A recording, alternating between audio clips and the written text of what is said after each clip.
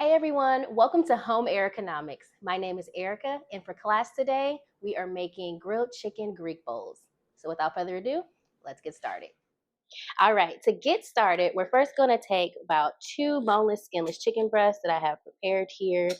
And then we're going to go ahead and hit it with a little bit of kosher salt, about 2 pinches of that, some minced garlic, toss that in, a little bit of lemon juice. You don't want to get any seeds in there. And then some plain Greek yogurt. And we got a little bit of oregano, season that up, and then some black pepper. Lastly, we're going to hit it with some olive oil, a little quick drizzle of that. Then we're just going to toss it all together. And then once you get it all mixed up, we're going to go ahead and put this into a plastic bag because we're going to let this marinate in the fridge for about 30 minutes or so. It's even better like if you let it marinate for a few hours, but we're making lunch today, so we don't have that kind of time. So 30 minutes will do. All right, so the next thing we're going to do while our chicken is marinating is that we're going to go ahead and get started on some of our veggies, and then we also need to cook our rice. So I have here some fresh parsley that I got from my garden. So the lettuce that we're going to use today, along with the parsley, are actually homegrown. So I'm super excited because this is my first year like actually having somewhat of a successful garden. So definitely gonna make sure I'm using these ingredients to make sure everything is as fresh as possible. All right, next up, I have some of my fresh lettuce.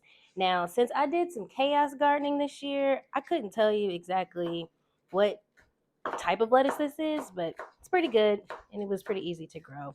So we're just gonna give some of this a rough chop as well. It doesn't need to be pretty, just something that we can easily toss into our bowl. All right, last up is the dreaded red onion. Now, if you are anything like me, you really struggle to chop up onions. Like, my eyes are super duper sensitive when it comes to onions, so I try to chop as quickly as possible.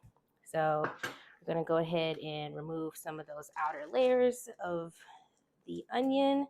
And I'm trying to move as quickly as possible before my eyes betray me. Let's get that off.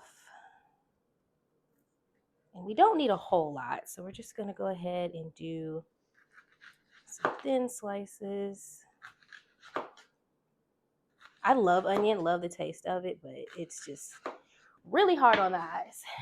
All right, so we got some chopped onion like this, and then we're going to go ahead and do a rough chop of that. Now, I'm still kind of working on my chopping skills. I was watching some videos recently of like how to properly chop things, and so hopefully I'll get better pretty soon. So now that we're done chopping everything up, I actually like to keep my veggie scraps because I save these and I have them in the freezer so I can use them for a veggie stock down the line. So once I get enough of them, I'll go ahead and make that stock. And I'll make a video about it too. All right, last up, we need to go ahead and cook our rice. So I have some jasmine rice here, and I'm only going to do about a half a cup because I don't need a whole lot. And I'm going to go ahead and put it in the sifter so I can wash it real quick. And then we're going to cook it in my grade A Goodwill rice cooker that often overcooks my rice. But it's functional, so we're going to make it work. Okay, all my rice is cooked now, so we're going to go ahead and throw it in with about a cup of water or so. And you can do the little finger test. So basically, you'll know how much water you need because once you put your finger in the bowl, it should reach about the first line in your finger. So we're just about there, but we'll make it work. So I'm going to put the lid on and let this cook, and we're going to go check on our chicken that's marinating. Now we're going to go ahead and turn our skillet on, and we're going to turn this to medium-high heat, and then go ahead and add some olive oil to coat our skillet. So I have this little griddle pan that I like to use sometimes when I want that grill effect without having to use a barbecue grill. So that's what we're going to use today. So now that our skillet is nice and hot, let's go ahead and start cooking those chicken thighs.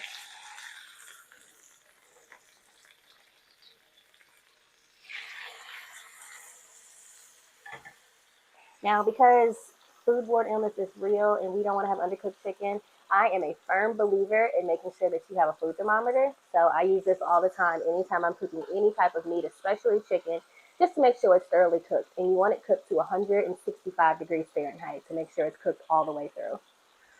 All right, the chicken is looking beautiful, so we're going to go ahead and take it off the heat, turn that off, and then we're going to let it rest for a minute. And now it's time to assemble our bowl.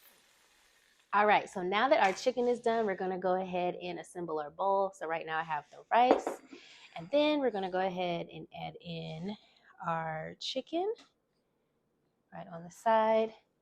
Going to add in that lettuce, the purple onion. We also got some cucumber for a little bit of added freshness.